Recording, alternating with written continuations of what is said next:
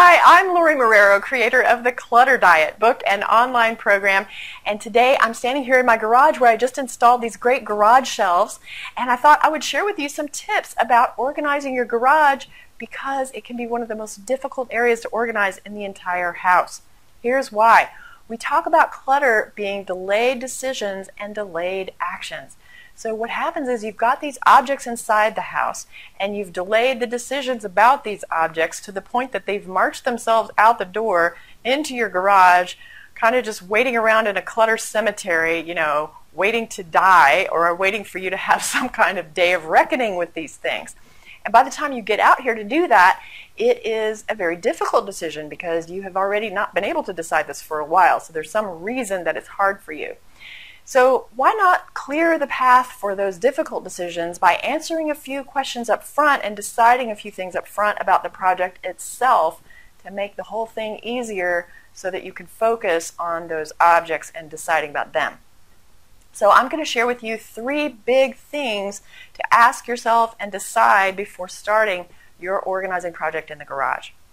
So first you want to think about your storage. A great question to ask yourself is, do I want shelving or do I want cabinets? In this case, I chose shelving because I wanted to have the adjustability and versatility that shelving provides. These are the closet-made, heavy-duty, maximum load garage shelving pieces, and I can reconfigure these however I want. I can add shelves, move them around. There are hooks that I can add in anywhere I want, and they're easy to install. So I was able to put this in and then I can change my mind. In a previous house, I had a wall where I really knew where I wanted things to be, and I had a very permanent plan for the garage, and I wanted to put in cabinets. And ClosetMaid has cabinet options too. That can be great because you don't want to see everything out all the time when you're coming and going, and you want to have a nice streamlined look in your garage. Now, if you're going to do shelving, I want to make sure that you get 16-inch shelves whenever possible, because big things like coolers, like I have behind me, or large storage tubs, they usually don't fit very well on a 12-inch shelf and they'll hang over. So 16 inches is a much more comfortable, usable depth for most of your garage needs.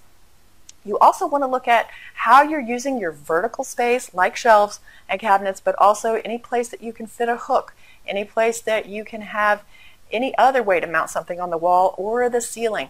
So I have these ceiling and wall hooks that you can use. You can hang a bike with these or a ladder. You can hang extension cords with these things. So, think through any available space where you can just add something to be able to use that wall space or ceiling space.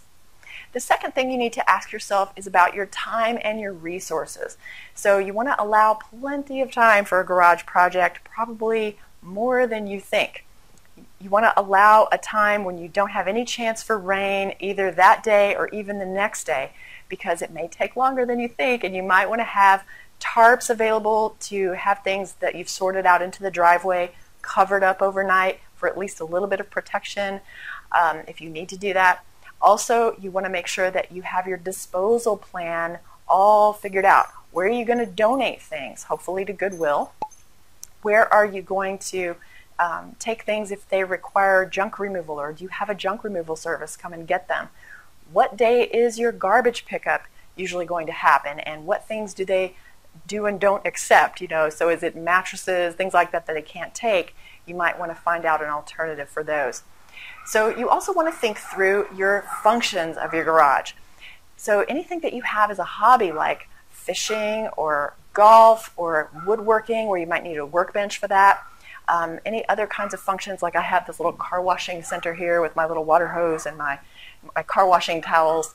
So think about any of those functions and make zones for those functions to happen in your garage. So make those decisions so you'll know what to keep and where to put things back when you're finished.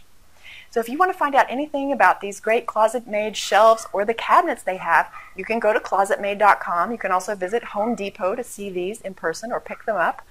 And you can find out more about all of these garage tips that I have on our YouTube channel at clutterdiet.tv. See you next time, and may you always be happy and grateful for having more than enough.